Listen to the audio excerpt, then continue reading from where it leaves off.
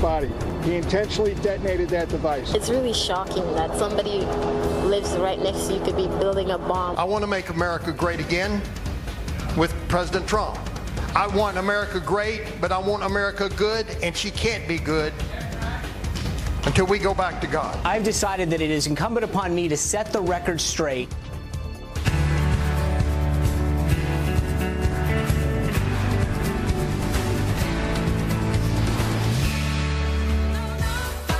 Fox and Friends First. Thank you so much for joining us yet again on this Tuesday morning. I'm Heather Childers. Let's get right to that Fox News alert for you. What happened yesterday and some brand new information about the Port Authority bomber who targeted the biggest transit hub in New York City. And the Bangladeshi native used chain migration to come to the U.S. 7 years ago. Now, he learned how to build the botched pipe bomb apparently online, and he planned to do it all in the name of ISIS. Police now swarming his Brooklyn home, searching for new clues, and that is where we find Todd Pyro live. Todd joins us now. Todd, why do we know about his motive, or what do we know about his motive at this time? I know that there's some discrepancies, lots of different things being said. Yeah, Heather, definitely a lot of different things. We're going to get to that in a moment. But you described the scene outside our building there, 1211 Avenue of the Americas. It is a similar, eerily quiet scene here in this Brooklyn neighborhood, albeit a much different scene yesterday as investigators poured over every single detail of the suspected terrorist's life in an effort to get answers to the questions that you asked. Akayed Ullah lived here in Brooklyn after he entered the U.S. in 2011 from Bangladesh on a chain migration visa, a preferential visa available for those with family here in the U.S. Ullah was a licensed cab driver from March 2012 to March 2015, but his taxi and limo license was not renewed after 2015. Law enforcement said Ullah was inspired by ISIS, but did not appear to have direct contact with the group and likely acted alone. Reports say the 27-year-old was upset with the way Muslims have been treated by the U.S. and by recent Israeli actions in Gaza, and he reportedly became radicalized by Islamic State media. Neighbors here in this Brooklyn neighborhood describe Ullah as a hermit and a loner. The guy himself, he always had an attitude. I have a detail shop in the back. He would block the driveway. We would try to chase him, and he would have like an attitude, to move his car out of our driveway. He was cocky. How so? Just like he was better than everybody else. Like we're like belittled. Ullah allegedly packed a 5-inch metal pipe bomb and battery pack into the right side of his jacket before setting it off at the nation's busiest bus terminal in the heart of yesterday's morning rush. He told police he made the bomb at his work, reportedly an electric company. 3 people injured in the attack have been released from the hospital. Now, through their lawyer, the suspect's family says they were outraged by the treatment by police in the moments following the attack, or the attempted attack, I should say. We're going to hear more from that lawyer coming up. Heather, back to you. Yeah, and that lawyer also from the CARE organization, so we'll talk about that organization as well. Todd Pyro live for us. Thank you, Todd. Well, some brand new calls, as you would imagine, now to abolish the controversial Visa lottery program that gave the accused bomber a one-way ticket to America. Caroline Shively joins us now live in Washington, D.C. with the swift and strong response from the president. Good morning, Caroline. Good morning to you, Heather. The man accused of the bombing benefited from the extended family chain migration. That's when a person wanting to move to the U.S. gets preference because they have a relative here willing to sponsor them, and it's legal for now. We know that the president's policy calls for an end to chain migration, which is what this individual came to the United States through. And if his policy had been in place, then that attacker would not have been allowed to come in the country. The president said in a statement, quote, "Congress must also act on my administration's other proposals to enhance domestic security, including increasing the number of immigration and customs enforcement officers, enhancing the arrest and detention authorities for immigration officers, and ending fraud and abuse in our immigration system." The suspect, Akayed Ullah, is from Bangladesh, but he's lived in the U.S. since 2011. Senator Lindsey Graham says authorities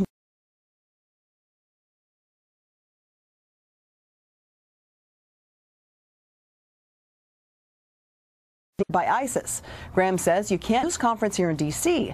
The Department Department of Justice will, for the first time, have detailed numbers about the immigration status of people housed in U.S. prisons. Heather? All right. Caroline Shively live for us this morning. Going to be a very busy day again today. Thanks. You bet. Speaking of busy, Alabama, all eyes on the Senate election there as voters head to the polls just hours from now. Roy Moore and Doug Jones facing off in an unlikely nail-biter that has captured the nation's attention. Griff Jenkins live for us in Washington, D.C. with a fight to the finish. Griff, how's it looking so far? It's looking like it's going to be exciting, Heather. Alabama voters haven't elected a Democrat to the Senate in over a quarter of a century. In fact, Democrats only have one representative in Washington today. But despite the deep red state, embattled Republican Roy Moore finds himself trailing Democrat Doug Jones in the polls as President Trump tried to rally the base yesterday with a robocall and last night. Steve Bannon flying in for a third visit and a final push at the rally. Moore, who has categorically denied the allegations against him, but was absent from the campaign trail over the weekend, took strongly to the mics last night with a message for his detractors. We talk about draining the swamp. It's difficult to drain the swamp when you're up to your neck in alligators. I want to make America great again with President Trump. Meanwhile, Doug Jones got some heavyweight outside help. Former President Obama and Vice President Biden both recording robocalls, and former NBA star and Alabama native son Charles Barkley flew in for a rally as Jones continued to frame this election as a referendum on Moore's behavior in something larger than just one candidate. I think it's time that we say no more to putting people down, that we say no more to treating people as second-class citizens. We say no more to discriminating against those that are the least fortunate among us. It's just time, folks, that we say no more. So polls open in just a few hours, Heather, and it will be interesting from a nationwide perspective to find out. You know, this year, Democrats are 0-5 in special elections, but at least in Alabama, folks will be talking about something other than football for one day. Maybe. I don't know. I think football will be worked in there somehow. All right, Griff Jenkins live for us. Thank you, Griff. Well, new overnight to tell you about, the Department of Justice requesting an emergency stay to stop the acceptance of transgender recruits into the military. President Trump announced in July that he was directing the Pentagon to halt the acceptance of such recruits. A federal appeals judge ruling last month that the military must accept them starting January 1st. The Department of Justice is currently reviewing the legal options to ensure that the president's directive can be implemented. The DOJ says accepting transgender recruits places additional burdens on the military. And look at this, an apocalyptic mushroom cloud. Look at that. This is hovering over Southern California as the raging wildfires engulf the state for a second week in a row. Thousands of firefighters, they're fighting shoulder to shoulder, working to tame and break 6 infernos that are still burning strong. And the Thomas Fire, that's the 5th largest in the state's history. It is growing by the hour, and it's now bigger than New York City and Boston combined. On top of the high winds fueling those flames, there's no rain in the forecast at all for this week, and they could definitely use it. That's amazing. Well, the White House firing back after 3 women accused President Trump of sexual harassment again. Now, they claim that he groped and kissed them, and they're now calling for a congressional investigation. But the White House denying their stories. The president has denied any of these allegations, as have eyewitnesses. Again, the American people knew this and voted for the president, and we feel like we're ready to move forward in that process. The White House also claims that there are political motives behind their accusations. And new overnight, more allegations of sexual misconduct to tell you about, this time leading to some suspensions at the NFL Network. Bloomberg News reporting that Hall of Famer Marshall Faulk, Keith Evans, and Ike Taylor, all analysts, are named in a lawsuit by a former female employee of the league-owned network. The accusations range from groping to inappropriate text. And another ex-player and former network employee, Donovan McNabb, was also named, along with a former executive. Ravens ratings, we've been telling you about this, they just continue to show more fatigue for Sunday Night Football. Despite a thrilling Ravens-Steelers matchup, the game was down 11% in viewership from last week. And the Philadelphia Eagles learning that their star quarterback is done for the season. That's not good news for them. The team confirming that Carson Wentz has a torn left ACL. And the Eagles also reportedly showing no interest in signing disgraced quarterback Colin Kaepernick to fill the spot. So we'll answer that before you even ask. This Fox News alert. We now know the Port Authority bomber came into our country legally through chain migration. President Trump has been demanding an end to this dangerous immigration policy. So why isn't Congress listening? Our next guest is a national security analyst who says the Port Authority bombing could have been stopped if President Trump's immigration policies were in place. And disgraced in death, a vigil for Kate Steinle, who was killed by an illegal immigrant, trashed on one of the most liberal college campuses in the country. The disgusting liberal reaction ahead. And while you were sleeping, Merriam-Webster. Fox News alert for you. We're learning more about the wannabe suicide bomber behind the New York City subway explosion. The 27-year-old came here from Bangladesh in 2011 on a visa available to certain relatives of U.S. citizens. And Ryan Morrow is a national security analyst with the Clarion Project, and he joins us now to weigh in. Thank you very much for joining us this morning. Thanks for having me. Now, speaking of families and weighs in, let's talk first about the statement that has been released via Albert Fox, who is the legal director for CARE. And he issued the statement from the family. And in the statement, it says, if we can pull it up, that they basically aren't very sorry. They say that we are heartbroken by this attack on our city today and by the allegations being made against a member of our family, but we are also outraged by the behavior of law enforcement officials during this investigation. Okay. Today we have seen and then it goes on from there, our children as young as 4 years old held out in the cold, denied as their parents were questioned or detained. And these are not the actions that we expect from our justice system, and we hope to see better in the days and weeks to come. What do you think about that statement? How dare you? How could they possibly say something like that and then go around making it sound as if they're moderate? Those are the statements that radicals make. When a member of your family who you are responsible for raising goes out and tries to commit a terrorist attack, you apologize, you cooperate with the authorities, you don't bash the police and start spreading the same type of radical Islamic propaganda that created that terrorist incident in the first place. Yeah, it really is amazing, because I know authorities went to Brooklyn, which is where he lived, and they were going through, talking to family members, talking to neighbors.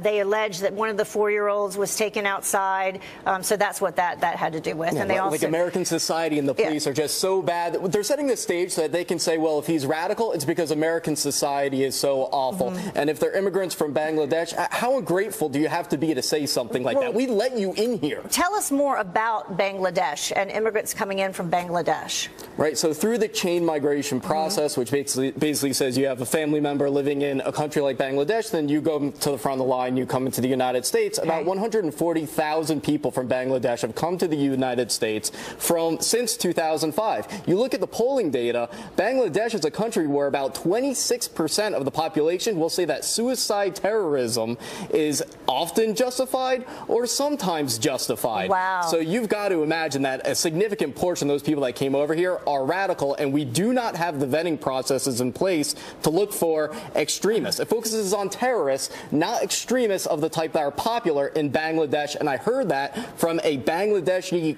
religious cleric in this area who warned me years ago that all of this was going on. And it's steadily increased. If you can take a look at those numbers right there, between 2005 and 2016, the numbers that have come in via this chain migration way to come into the country. Apparently he had an aunt that lived here.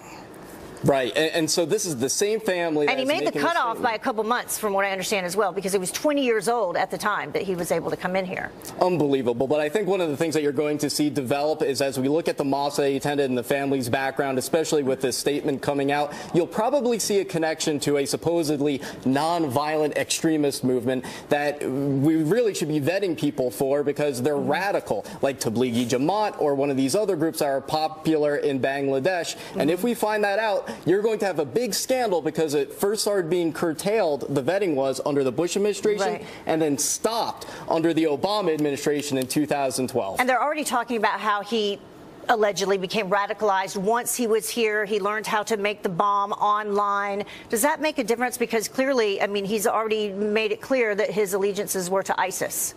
It doesn't really matter because there's always a starting point, and it can be just with the views that the family are espousing. The idea that the United States is this evil place that mistreats Muslims and is just this terrible place for minorities to live, and that can be the starting point because it's a justification for jihad and demonizing the United States. You take those ideas and then you get involved in an extremist movement and then later a terrorist group, and that's probably the process that you saw. It is really unbelievable, and the statement from the parents, I know a lot is going to be said about that today. All right, thank you so much, Ryan. We appreciate it. We'll have you back for sure. All right, thank you.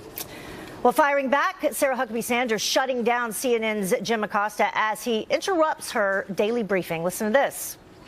Journalists make honest mistakes, and that doesn't make them fake news. There's a very big difference between making honest mistakes and purposefully misleading the American people.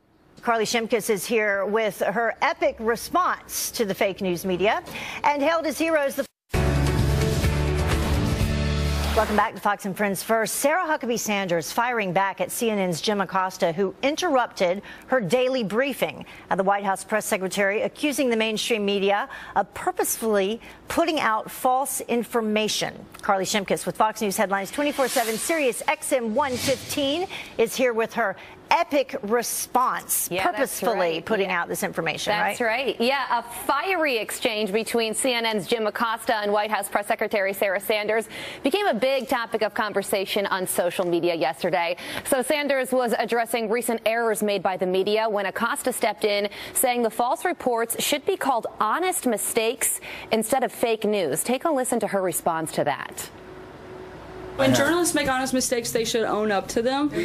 Sometimes, and a lot of times you don't. But there's a difference. There's a very big, I'm sorry, I'm not finished. There's a very big difference between making honest mistakes and purposefully misleading the American people.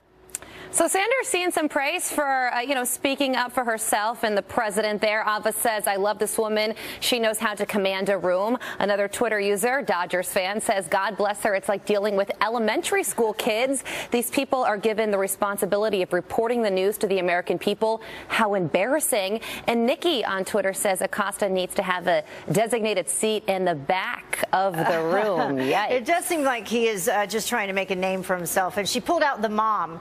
I'm not done yet. Hold on. I'm not. I know that's a skill that all moms have and use very well. I might add. You're absolutely right. So speaking of kids and homework, that type of thing, some Hitler-themed homework has upset some parents. That's right. Yeah, a middle school in Gurnee, Illinois, forced to answer a whole lot of questions about a Hitler-themed homework assignment. The homework assignment is called "If You Give Hitler a Country," and it's modeled after the children's book "If You Give a Mouse a Cookie." It asks students to create a comic strip for little kids that exemplifies Europe's appeasement towards Hitler. But some parents say the school, it appears that they were making light of the horrible things Hitler did. Anja on Facebook says, I was born and raised in Germany and moved to the U.S. and became a citizen and a teacher. For this kind of homework to be called educational, you have to be some kind of odd. It's just a simple no. Marsha on Facebook also said parents need to take back our schools, progressives and brainwashing students. Children need all the facts, all sides to the issue. It should be done in a respectful way. The school has apologized. They say they did not mean for the homework assignment to be taken in the way that it did.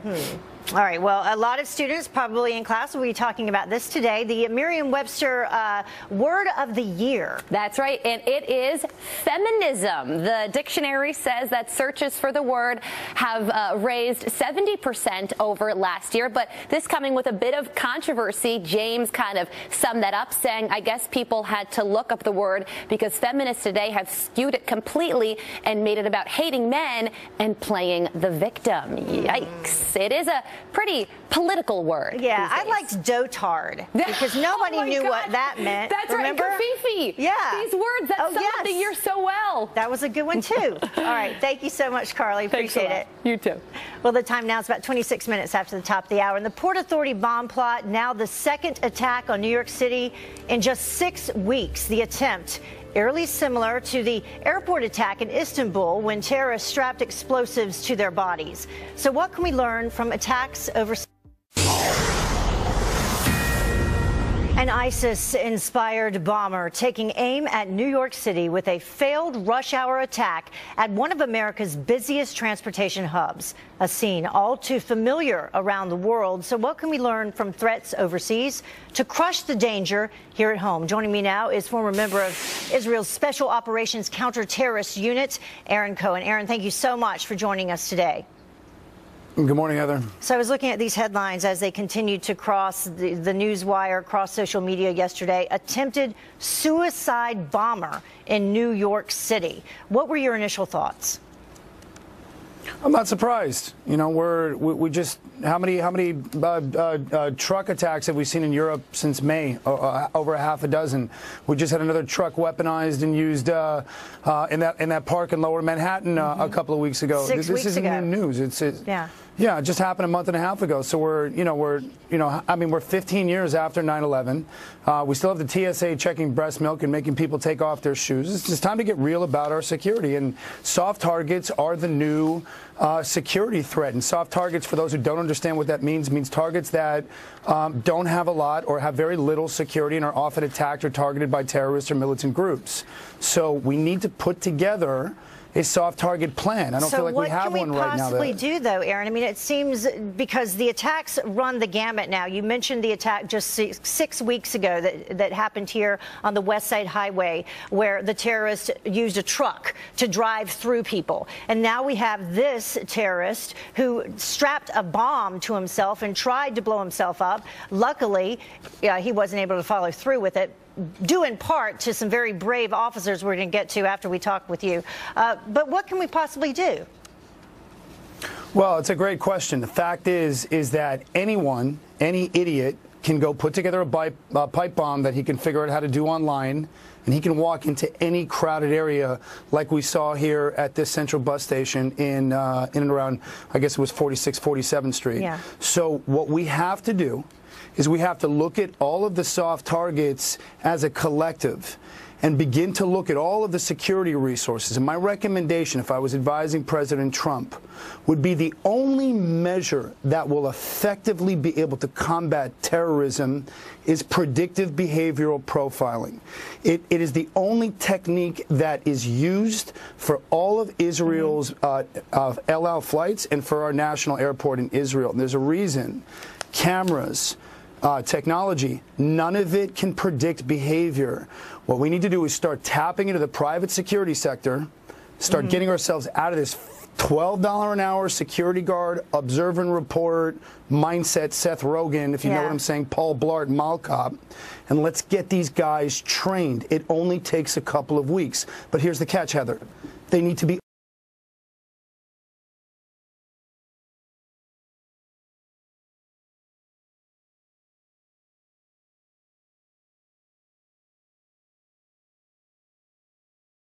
over-aggressive amount of force. Well, that makes sense. Somebody comes at you with a bomb. Let me ask you and somebody this, comes at you with a bomb, you have to respond with a weapon. You have to be able to retaliate, absolutely. Well, let me ask you, though, because this is going to come up throughout the day, this chain migration issue, where this individual was able to enter the country due in part to an aunt that he had living here. So in terms of chain migration, will tougher immigration laws, if chain migration had not been allowed, would this have happened? No, it wouldn't have happened. And chain immigration needs to be squashed. Group family immigration needs to be squashed.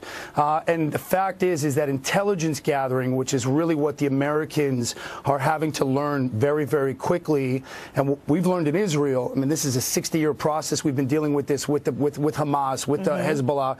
This is an art form that takes years to get together. And as the Americans are figuring this out, and as they're going through what I call security puberty, all of these immigration laws need to be completely restructured. Congress needs to lay off this president, and he needs to get tough with these countries that support terrorism, that harbor terrorism, that have anywhere close to a 15 to 20% to 25% belief that suicide bombing is acceptable, like your last guest was talking about.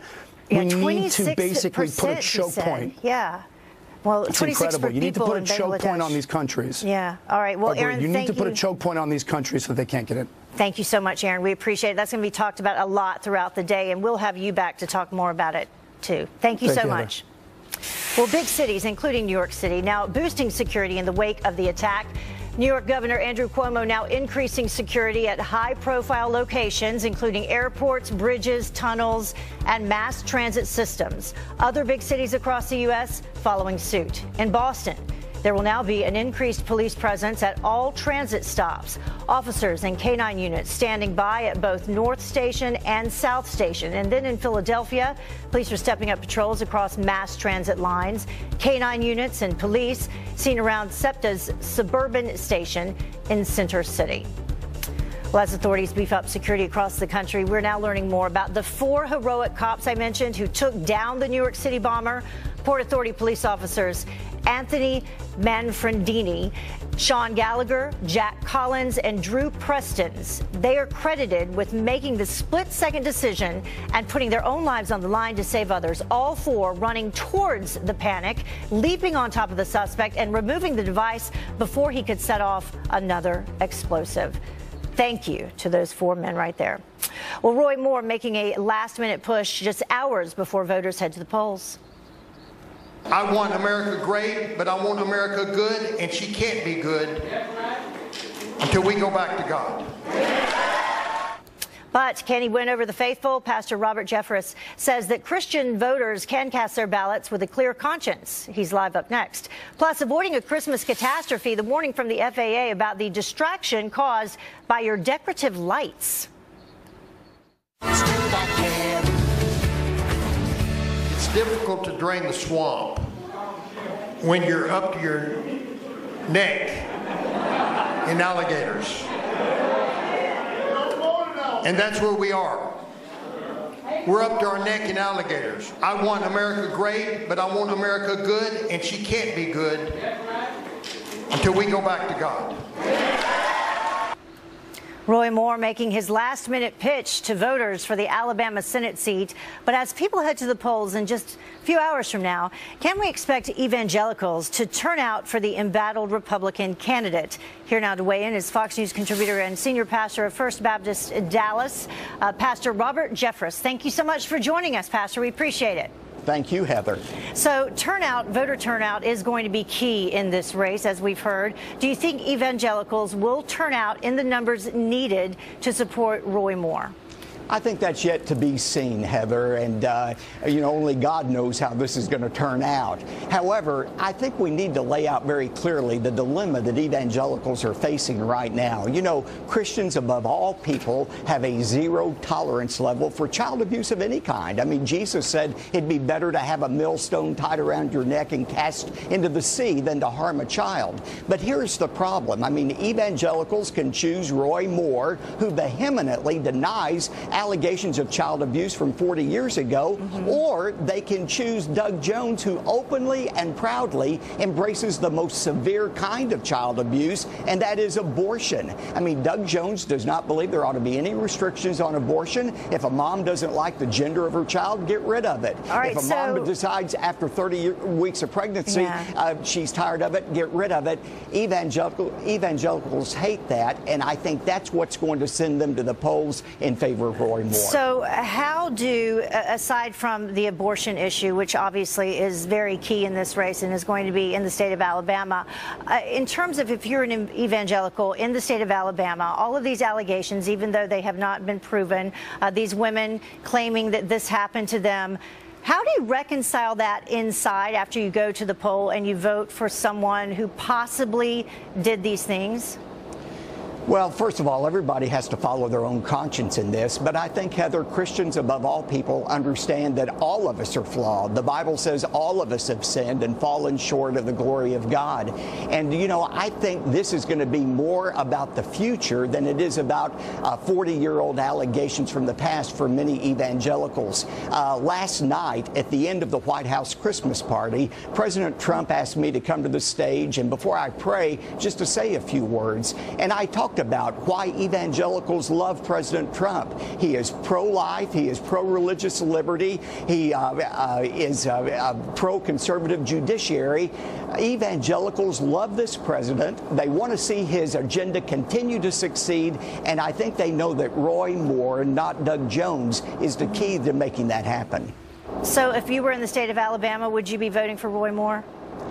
Well, you know, I don't endorse candidates at the Senate level and so forth, but it would be a hard choice. I understand that. But yes, I would vote for Roy Moore, and not because I embrace child abuse in any way, but because I'm against the murder of children, which Doug Jones believes in, and I want to see this country continue to go in the direction that President Trump is leading us. Well, I'm sure that conversation is being had across a lot of breakfast tables this morning as people head to the polls there, and we will have the results here on Fox News. Thank you so much for joining us, Pastor. We appreciate it. Thank you, Heather. As always.